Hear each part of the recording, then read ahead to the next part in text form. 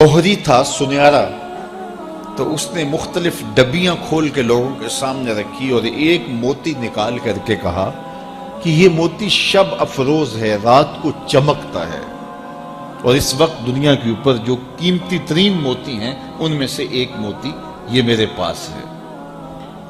خیر اس نے اپنا سامان سمیٹا تو اس مجلس میں ایک چور بھی بیٹھا ہوا تھا، اس کے دل میں لالچ آ گئی، تو اس نے اس جوہری سے کہا کہ جناب کہاں کے ارادے ہیں؟ تو اس نے کہا کہ میں بمبئی جا رہا ہوں۔ اس نے کہا واہ واہ کیا اچھا ہوا، میں بھی تو بمبئی جا رہا ہوں، تو چلو اکٹھا سفر ہوگا۔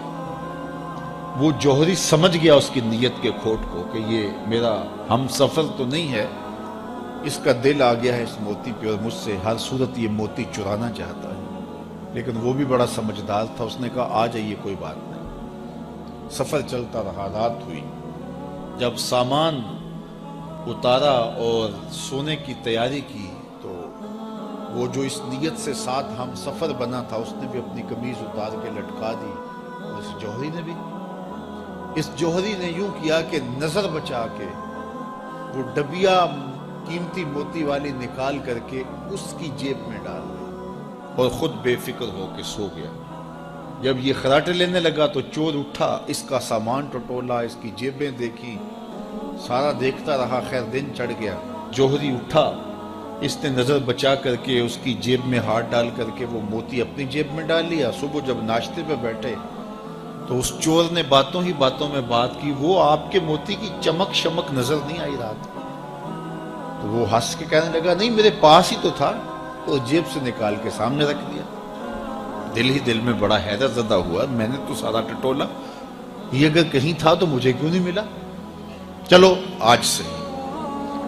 اگلا دن آیا تو پھر اس نے قمیض اتار کے رکھی اور اس نے نظر بچا کے اس کی قمیض میں وہ موتی ڈال دیا اور خود بے فکر ہو کے سو گیا۔ یہ ساری رات اس کے سامان میں، اس کے لباس میں تلاش کرتا رہا اور وہ مزے سے سویا رہا۔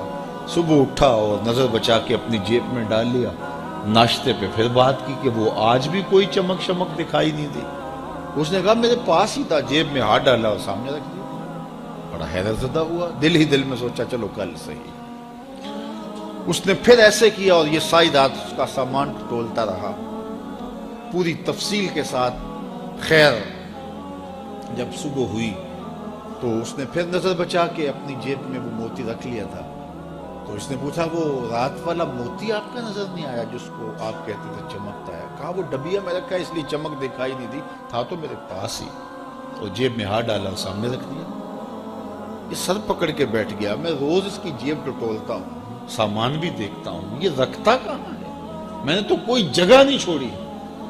اس نے کہا سچ بتاؤں میں تیرا ہم سفر نہیں تھا، میں چور تھا، میں تم کو بتا رہا ہوں۔ اب آپ میرے بھی استاد نکلے، مجھے اتنا بتاؤ کہ یہ موتی آپ رکھتے کہاں تھے؟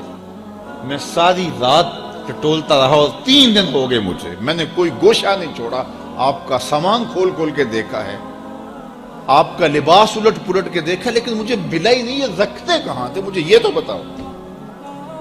اس نے کہا لوگوں کی جیب میں ٹٹولتے رہے، اپنی جیب میں ہاتھ ہی نہیں ڈالا۔ بلے شاہ اڈ دیاں پھڑنے، جڑا گھر بیٹھا ہے انہوں پڑھیا ہی نہیں۔ وَفِي أَنفُسِكُمْ أَفَلَا تُبْصِرُونَ، کہا تم کہاں اسے ڈھونڈ رہے ہو، ذرا اندر بھی اتر کے دیکھو، اندر اترو گے تو اس کا سراغ مل جائے گا۔ نہ مسجد وچ نہ مندر وچ، لب یار نو اپنے اندر وچ۔ جب اپنے اندر اترو گے تو پھر سراغ زندگی نصیب ہو جائے گا، عرفان ذات ہوگا تو پھر عرفان الہی نصیب ہوگا۔ لیکن ہم دائیں بائیں ڈھونڈنے نکلے لیکن اپنے اندر اتر کے نہ دیکھا، تو سراغ زندگی ملتا ہی تب ہے جب اس کی چوکھٹ پہ جھکنا بندہ سیکھے۔